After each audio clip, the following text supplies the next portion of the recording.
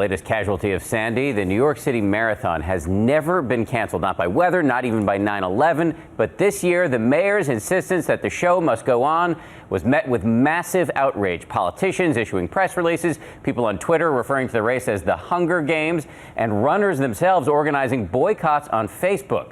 So let's get it out to ABC's John Muller in Central Park, where the race will now not take place. John, good morning.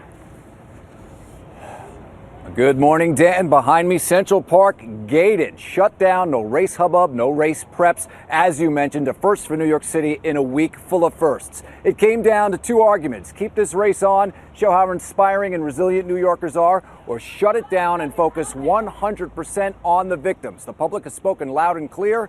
They want the focus on the victims, and the city has listened. Like the devastating storm surge that swept over New York City, the pressure and criticism couldn't be held back.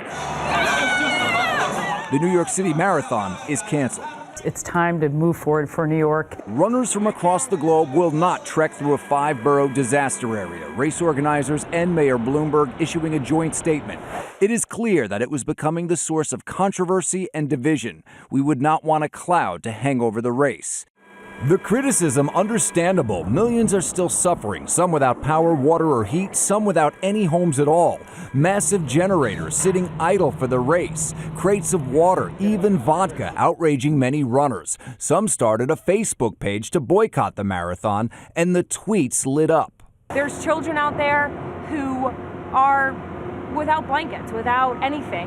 And then these generators is for a time, for a clock, for a race. Some runners applauding the decision to cancel. I feel good that the city's taking care of what it needs to take care of. But there's plenty of heat. Mayor Bloomberg insisted the race was on, even up until Friday afternoon. Literally have flown halfway around the world for this. Gavin Kane came from Shanghai, China to run. I'd raised just over $5,000 for a homeless charity in New York, which now I can't collect because I'm not running the marathon. But with inconvenience taking a back seat to suffering, maybe it's best summed up by this runner from South Africa. This is life. We can't control nature. I think it's a bigger lesson, actually. The biggest lesson is that we're mere mortals. We're not in control.